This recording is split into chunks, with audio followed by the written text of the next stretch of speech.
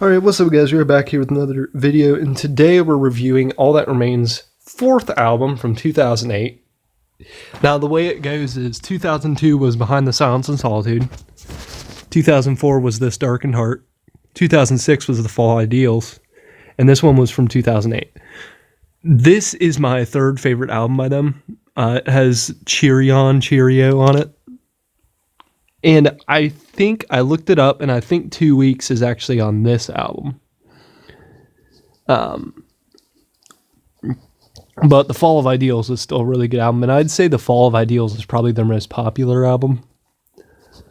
But this one is definitely my third favorite because a lot of people didn't like it, but this is the album where they changed their band logo. As you see, it no longer has the wacky design behind it. It's just All That Remains. And you know, bands that have names like I feel like bands just sit down like, we need our band name to be all mysterious. How about After the Flood? Or Before the Storm? Or Breath in the Wind? I feel like bands like this and All That Remains would definitely fall in that. Often those bands are very forgettable.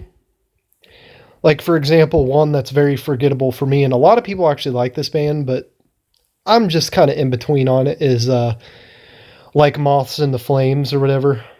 That's definitely one of those blander band names that just they thought they needed to think up something specific. I mean, just something majestic or something. And this is definitely one of those band names, but All That Remains is a very talented band, and I've always been a fan of them. Now I consider every album to have a different sound, other than This Darkened Heart and Behind the Silence and Solitude. Now, even those two have a different, just a tad bit of difference between the two. And that really shows within the 2010 era. Like, for example, Madness is totally different from Victim of the New Disease and totally different from The Order of Things. And that's totally different from, that's totally different from A War You Cannot Win.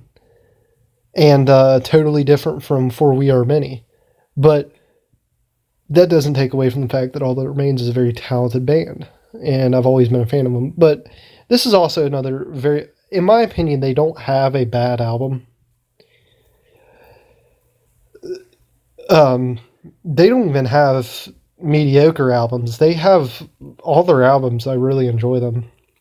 There's not one album that I could say is just a meh. Yeah. I don't really have anything else to say about it, so remember to leave a comment, like, and subscribe.